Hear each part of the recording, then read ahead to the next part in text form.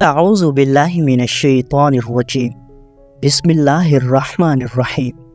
تمام دیکھنے اور سننے والوں کو السلام علیکم۔ ایک دن حضرت عبد الرحمن بن عوف رضی اللہ تعالیٰ عنہ مسجد میں داخل ہوئے۔ آپ نے دیکھا کہ رسول کریم صلی اللہ علیہ وآلہ وسلم قبلہ رخ ہو کر سجدہ ریز ہیں۔ حضرت عبد الرحمن بن عوف رضی اللہ تعالیٰ عنہ نبی کریم صلی اللہ علیہ وآلہ وسلم کے سجدے سے اٹھنے کا انتظار کرنے لگے۔ بہت دیر ہو گئی، آپ صلی اللہ علیہ وآلہ وسلم سجدہ کی حالت میں ہی رہے۔ بے چینی کے عالم میں آپ صلی اللہ علیہ وآلہ وسلم کے متعلق ان کے دل میں طرح طرح کے وسوسے آنے لگے اور آپ ان کے قریب گئے۔ رسول اکرم صلی اللہ علیہ وآلہ وسلم نے سجدے سے سر اٹھایا اور بیٹھ گئے۔ حضرت عبد الرحمن بن عوف رضی اللہ تعالیٰ عنہ یہ دیکھ کر بہت خوش ہوئے اور کہا، اے اللہ کے رسول، آپ صلی اللہ علیہ وآلہ وسلم نے اتنا لمبا سجدہ کیا کہ مجھے ڈر پیدا ہو گیا کہ کہیں اسی حالت میں آپ صلی اللہ علیہ وآلہ وسلم کی روح قبض کر لی گئی ہو۔ آپ صلی اللہ علیہ وآلہ وسلم نے فرمایا، جبریل علیہ السلام میرے پاس آئے اور مجھے یہ خوشخبری دی کہ اللہ تعالیٰ فرماتا ہے کہ جو بھی آپ پر درود بھیجے گا میں اس پر رحمت بھیجوں گا، اور جو تجھ پر سلام بھیجے گا میں اس پر سلامتی بھیجوں گا۔ تو میں نے اللہ کے لیے شکرانے کا سجدہ کیا۔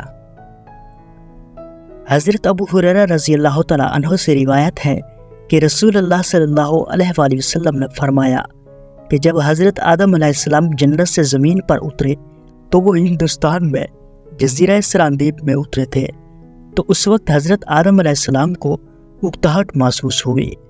پھر حضرت جبریل علیہ السلام آئے اور انہوں نے آذان دی، اللہ اکبر 2 مرتبہ کہا، اشہد ان لا الہ الا اللہ 2 مرتبہ، 2 مرتبہ اشہد ان محمد رسول اللہ کہا۔ تو حضرت آدم علیہ السلام نے دریافت کیا کہ یہ حضرت محمد صلی اللہ علیہ وآلہ وسلم کون ہے؟ جبریل علیہ السلام نے بتایا کہ آپ کی اولاد میں سب سے آخری نبی ہے۔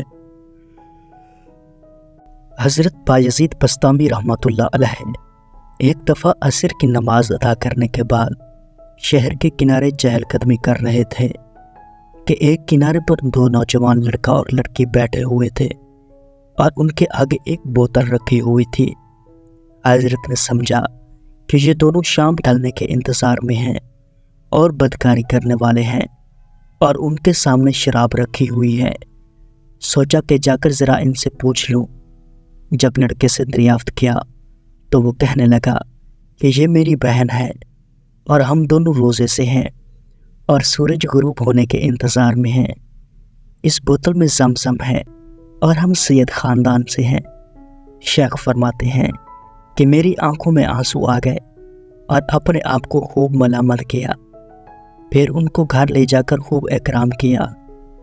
پیارے دوستو، کسی سے نفرت کی وجوہات میں سے ایک وجہ بدگمانی بھی ہے، کیونکہ اتنی توفیق نہیں ہوتی کہ پوچھ لیں کہ یہ کام آپ نے کیوں کیا ہے یا کیا بھی ہے کہ نہیں، بس بدگمانی کرنا شروع کر دیتے ہیں۔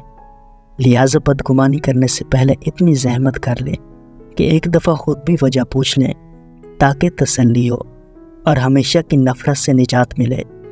اللہ ہم سب کے حال پر رحم فرمائے، آمین۔ ایک مرتبہ حضرت عیسیٰ علیہ السلام ایک ایسے نوجوان کے قریب سے گزرے جو باغ میں پانی لگا رہا تھا۔ اس نے آپ علیہ السلام سے کہا کہ بارگاہ الہی میں دعا فرمائیے کہ اللہ رب العزت اپنے عشق کا ایک ذرہ مجھے عنایت فرما دے۔ حضرت عیسیٰ علیہ السلام نے فرمایا کہ ایک ذرہ تو بہت ہے، تم اس کو برداشت کرنے کی صلاحیت نہیں رکھتے۔ اس نے کہا، صرف نصف ذرہ ہی عطا فرما دے۔ اس پر حضرت عیسیٰ علیہ السلام نے پروردگار عالم سے دعا مانگی، یا اللہ اسے اپنے عشق کا نصف ذرہ مرحمت فرما دے۔ یہ دعا مانگنے کے بعد آپ وہاں سے تشریف لے گئے۔ کچھ عرصہ بعد پھر اسی راستے سے آپ علیہ السلام کا گزر ہوا اور اس جوان کے بارے میں دریافت کیا تو لوگوں نے بتایا کہ وہ تو دیوانہ ہو گیا ہے اور پہاڑوں پر چلا گیا ہے۔ حضرت عیسیٰ علیہ السلام نے پروردگار عالم سے دعا مانگی، یا اللہ اس جوان سے میرا سامنا کر دے۔ پھر آپ علیہ السلام نے دیکھا کہ وہ جوان پہاڑ کی ایک چوٹی پر کھڑا ہو کر آسمان کی طرف دیکھے جا رہا ہے۔ آپ علیہ السلام نے اسے سلام کیا، لیکن اس نے سلام کا کوئی جواب نہ دیا۔ آپ علیہ السلام نے اس سے فرمایا کہ تم مجھے نہیں جانتے، میں عیسیٰ ہوں۔ اللہ تعالیٰ کی طرف سے حضرت عیسیٰ علیہ السلام پر وحی نازل ہوئی کہ اے عیسیٰ، جس کے دل میں میری محبت کا نصف ذرہ بھی موجود ہو، وہ کس طرح انسانوں کی بات سن سکتا ہے؟ مجھے قسم ہے اپنی عزت جلال کی، اگر اسے آرے سے چیر کر 2 ٹکڑے بھی کر دیا جائے تو اسے احساس تک نہ ہوگا۔